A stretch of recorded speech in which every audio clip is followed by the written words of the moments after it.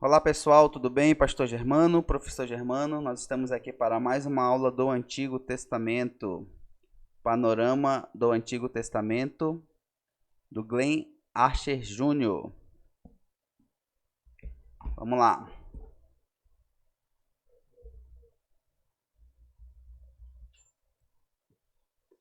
Então vamos lá pessoal, Antigo Testamento. Então nós estamos aí gravando as aulas desse livro, né, no Panorama do Antigo Testamento, do Glenn Archer Jr. Então, a aula de hoje, pessoal, nós vamos entrar na primeira parte da introdução geral do livro, né, que vai falar a respeito dos manuscritos hebraicos e as versões antigas. Vamos lá. Pessoal, então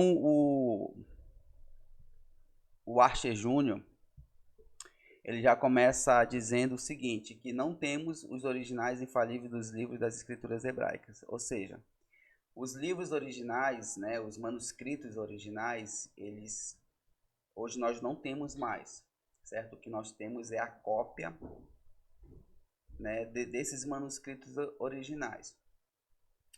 E duas observações que eu coloquei aqui para vocês aqui, que o Archer Júnior ele coloca para nós no livro dele, é o seguinte, que todas as nossas cópias e traduções das escrituras dependem do manuscrito dos originais hebraicos e aramaicos. Nesse caso, os mais antigos e melhores. Então, o que ele vai dizer? Que as cópias que nós temos hoje desses manuscritos, desses livros, desses manuscritos hebraicos, né? Alguns são em aramaico, e o que nós temos hoje, pessoal, são os mais antigos e os melhores. Então, mesmo nós não temos os livros originais, os manuscritos originais, mas nós temos aí, né, as cópias, e essas cópias elas contêm, né, fragmentos aí, os mais antigos e os melhores, né? Esses fragmentos aí dos manuscritos, eles são tanto do original hebraico e do aramaico. Pessoal, quando nós estivermos estudando a história da igreja, né, e até mesmo quando nós estivermos entrando mesmo nos livros do Antigo Testamento, livro por livro, nós vamos ver que alguns livros, né, eles foram escritos em aramaico, uma porção de alguns livros, né, mas é muito pouco. Então, por isso que esses originais, esses manuscritos, as cópias originais desses manuscritos, alguns são em hebraico e alguns são em aramaico, certo? O que ele coloca aqui, pessoal? Ele coloca o seguinte, que a prioridade é o manuscrito hebraico e tem-se menos corrupção, ou seja, menos erro, né, ao copiar o manuscrito dentro da mesma língua do que as traduções. O que ele está tentando dizer para nós aqui? Pessoal, imagine que isso daqui seja um manuscrito, né? Imagine que isso aqui seja um manuscrito, uma cópia, certo? Deixa eu colocar aqui na outra câmera para que você possa ver melhor. Imagine que isso daqui seja um manuscrito, certo? E esse manuscrito aqui, ele é um manuscrito em hebraico. Só que esse manuscrito, ele não é o original, ele é uma cópia, certo? Como o Archer Júnior colocou para nós aqui, esse manuscrito aqui, ele é uma cópia. Então, se eu pegar esse manuscrito, que é uma cópia, que foi tirado do original, se eu for copiar, o que o Archer Júnior está falando aqui para nós? Que existe menos proporção de ter erro, né? Existe poucos erros, ou seja, se eu pegar e copiar desse manuscrito aqui, esse manuscrito aqui, quando ele for copiado, não vai ter tanto erro, né? Então, é isso que ele está tentando dizer aqui, que a prioridade dos manuscritos hebraicos, né, que a prioridade tem que ser dada para os manuscritos em hebraico, porque quando se copia o manuscrito ou algo da mesma língua, tem muito pouca questão de ter erros, né, porque é a mesma língua. Diferente se você for pegar um texto em espanhol e traduzir para o inglês, por exemplo, vai ter muitas palavras ali que não são correlacionadas, né? Muitas palavras ali que não vão ter talvez o mesmo significado. E você vai tentar colocar ou procurar uma palavra mais próximo do sentido. Então, essa questão também se aplica aqui à questão dos manuscritos e dos textos bíblicos. Tudo bem? Vamos lá.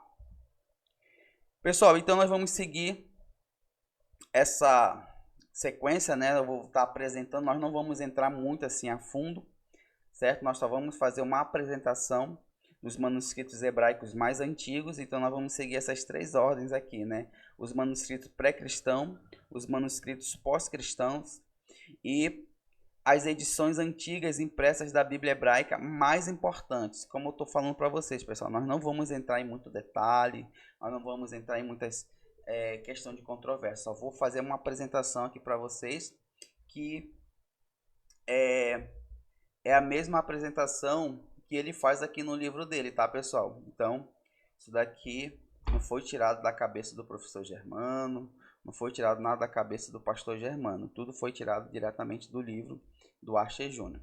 Vamos lá. Então, pessoal, os manuscritos pré-cristãos, eles vão ser descobertos numa caverna do Mar Morto, né? E nós damos o nome dessa caverna lá, desses manuscritos que foram encontrados, nós chamamos da matéria de Qumran, né? Então foram descobertos lá aí alguns manuscritos pré-cristãos, certo? E lá tá lá o famoso livro lá, né? O de Isaías, certo? Então nós conseguimos encontrar lá o livro do profeta Isaías. Então vamos lá. Então esse aqui é o livro do profeta Isaías, né? Um dos manuscritos aí que você pode observar. E vocês percebam, pessoal, que esses buracos, né? Essas corrupções que tem no livro, certo? Isso daí vai ser um papel que a crítica textual vai tentar, né?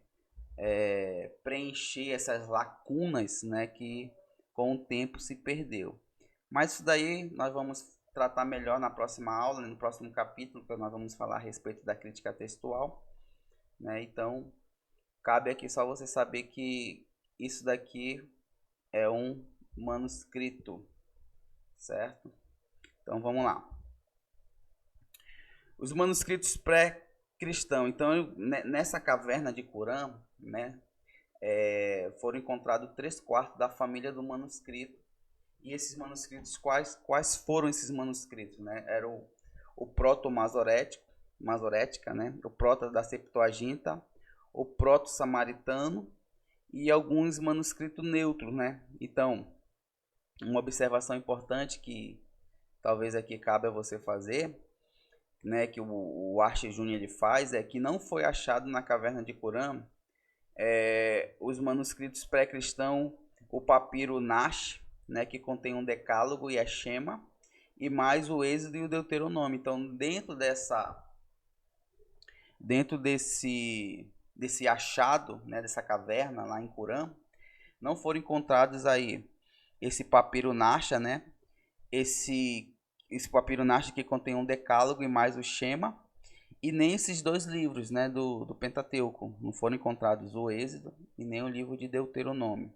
Então, foram encontrados outros manuscritos, outros livros, mas esses livros aqui e esse papiro não foram encontrados lá.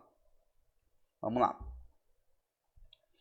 O outro manuscrito pós-cristão, eles vão estar, na verdade, né, lá no Museu Britânico, certo? Aí nós vamos ter lá o manuscrito também de Lenigrando, eu acho que é isso, dos profetas posteriores, né? Aqui ele traz aquela divisão lá dentro da Bíblia hebraica. O manuscrito lá do Antigo Testamento inteiro, né, que é o B19A, e o Pentateuco Samaritano. Então, esses livros aí eles vão estar nesse museu, certo? E aí eles vão ser manuscritos pós-cristãos.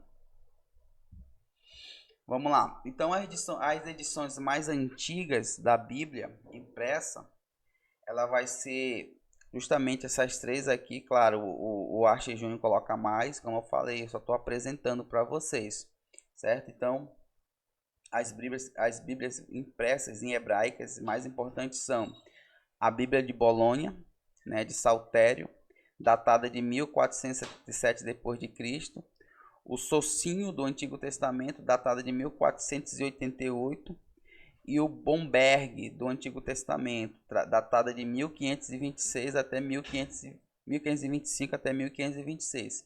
Então, essas edições aqui, elas são as edições mais importantes da Bíblia Hebraica que foram impressas, certo? Então, seria interessante você fazer essa anotação, né? Quais são as Bíblias Hebraicas mais importantes, quais são as edições impressas mais importantes da Bíblia Hebraica, né? Então, pessoal, então, nós vamos ficando por aqui nessa primeira parte da nossa aula e logo mais nós vamos voltar com a segunda parte, tá ok? Então, tchau, tchau.